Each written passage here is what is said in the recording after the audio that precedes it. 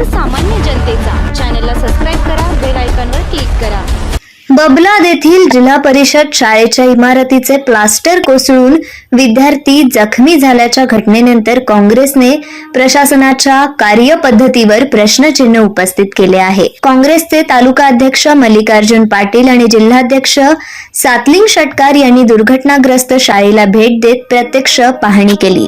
यावेळी विद्यार्थ्यांच्या सुरक्षेबाबत प्रशासनाने गांभीर्याने पावले उचलली नाहीत अशी नाराजी त्यांनी व्यक्त केली आहे। शाळेच्या छताला साडीचा झोका बांधल्यामुळे दुर्घटना घडल्याचा प्रशासनाचा दावा सातलिंग षटकार यांनी फेटाळून लावला।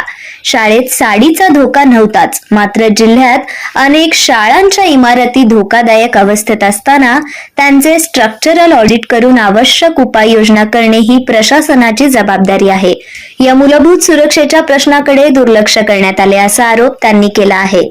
तालुका अध्यक्ष मल्लिकार्जुन पाटील आणि मी या ठिकाणी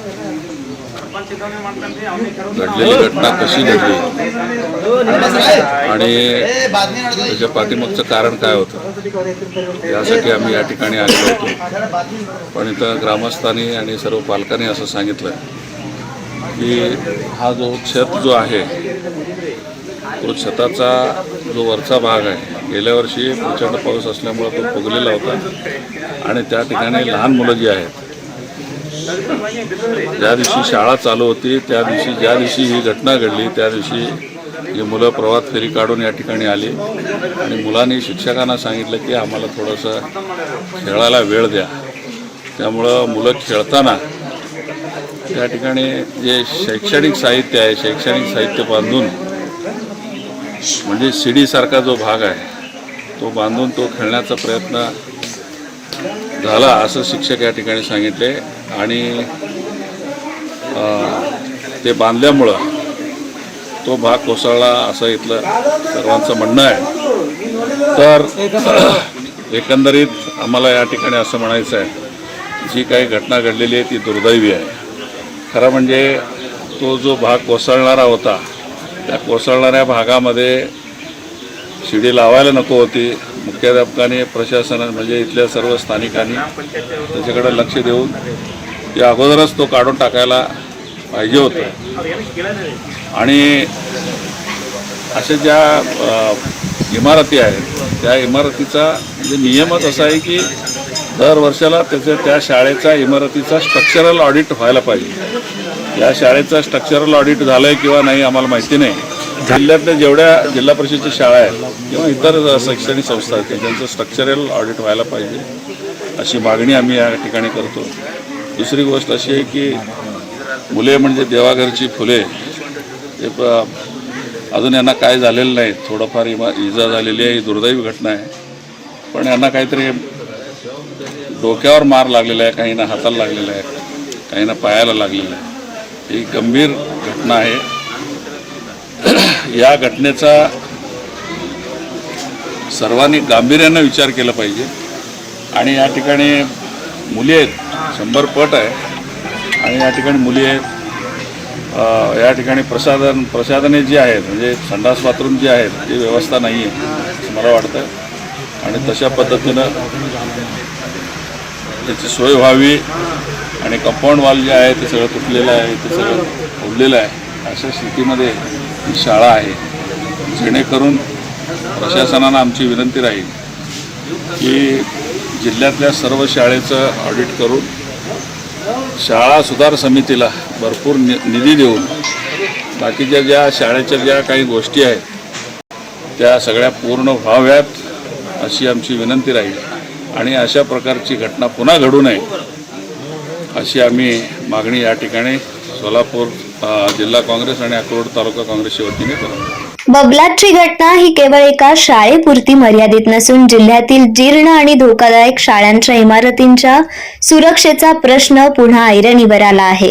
ग्रामीण भागातील विद्यार्थ्यांना असुरक्षित इमारतींमध्ये शिक्षण घेण्याची वेळ येऊ नये यासाठी जिल्ह्यातील सर्व शाळांचे तातडीने स्ट्रक्चरल ऑडिट करावे। धोकादायक इमारतींची स्वतंत्र यादी तयार करून त्यांची दुरुस्ती, पुनर्बांधणी अथवा पर्यायी व्यवस्था तातडीने करावी अशी मागणी काँग्रेसने केली आहे। आम्ही जिल्हाध्यक्षा ठिकाणी आलो, मुलांची विचारपूस आणि त्यांना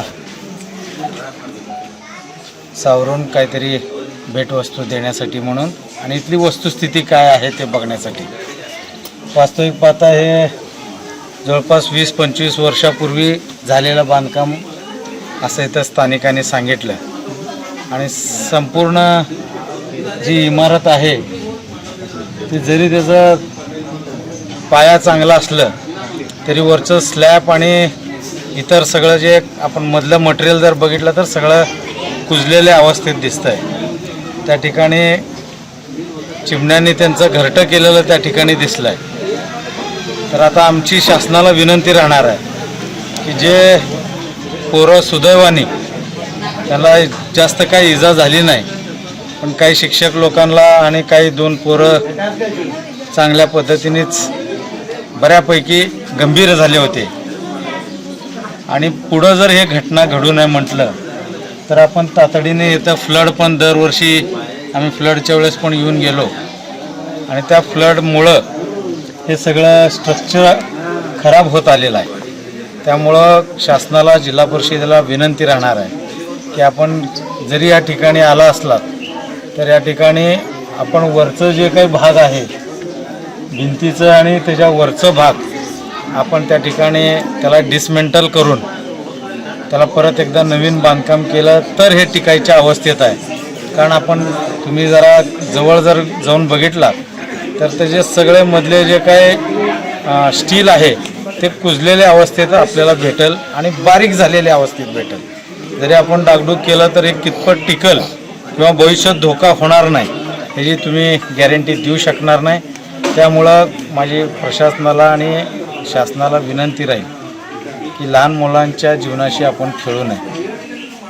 जिथं इतर ठिकाणी तुम्ही नाही तिथं भलतंच खर्च करता पण अशा ठिकाणी थोडंसं गोरगरिबांचे मुलं जिथं शिकतात त्या ठिकाणी आपण येऊन बघून गेलात तर लवकरात लवकर इथं हे सगळं छत पाडायचं, वर्क ऑर्डर काढावं, त्याचं परत एकदा स्लॅपिंग करावं, त्याचं नवीन स्टील डिझाईन करावं अशा पद्धतीने आमची विनंती राहणार आहे.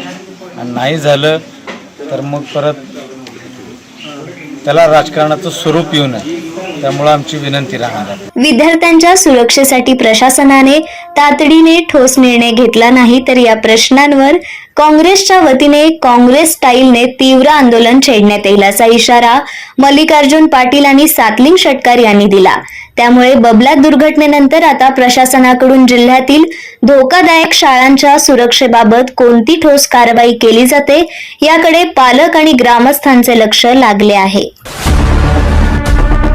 सोलापूर न्यूज प्लस, आवाज सामान्य जनतेचा. चॅनल